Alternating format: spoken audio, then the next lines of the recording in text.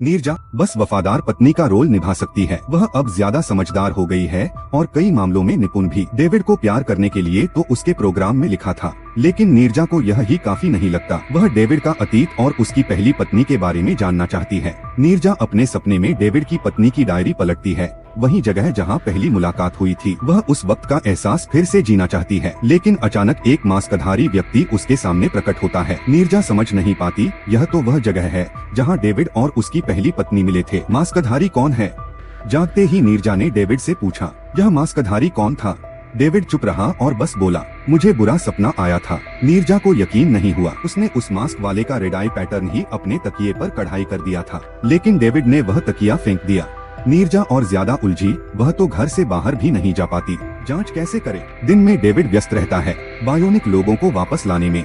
एक दिन वह एक बायोनिक को ऑफिस जाते देखता है, सोचता कोई अंडरग्राउंड ग्रुप उसे कंट्रोल कर रहा है। जब वह उसे ले जाने आता है, वह बायोनिक अजीब हरकत करता है, खुद को कमरे में बंद कर कूद जाता है। बायोनिक लंबे समय में इंसानों जैसा हो जाता है, अपनी ख्वाहिशें रखता है, आजादी चाहता है। डेविड डरता है कि नीरजा भी ऐसा ना हो जाए, इसलिए उसे कभी बाहर नहीं जाने देता।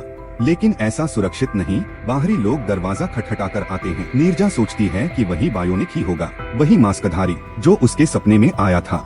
डेविड के लौटते ही नीरजा सब कुछ बता देती है। उसका चेहरा गंभीर हो जाता है और वह कहता, मुझे सपने में ले चलो, मैं खुद उससे बात करूंगा। नीरजा के साथ डेविड भी सपने में आता है। जैसे ही मास्कधारी प्रकट होता है, डेविड आगे बढ़कर नीरजा का हाथ थाम लेता है। उसने उस मास्कधारी को पहचान लिया है। नीरजा जाते ही डेविड और मास्कधारी भिड़ पड़ते हैं। डेविड ने पूरी ताकत लगा दी, मार कर खत्म करना चाहता है, पर तभी नीरजा का बैटरी लॉ कम हो गया। सपने से वापस आ गए। हकीकत में डेविड गुस्से में चिल्लाया, फिर भी मास्कधारी की पहचान नहीं बताई। कल ऑफिस चलोगी, तेरी मेमोरी क्लीन करनी है, कहकर छोड़ दिया। नीरजा उस जगह पहुंची जहां अनगिनत बायोनिक अपने यादों को मिटवाने आते हैं। बातों बातों में उसने एक खुफिया सच्चाई सुन ली और आगे क्या होगा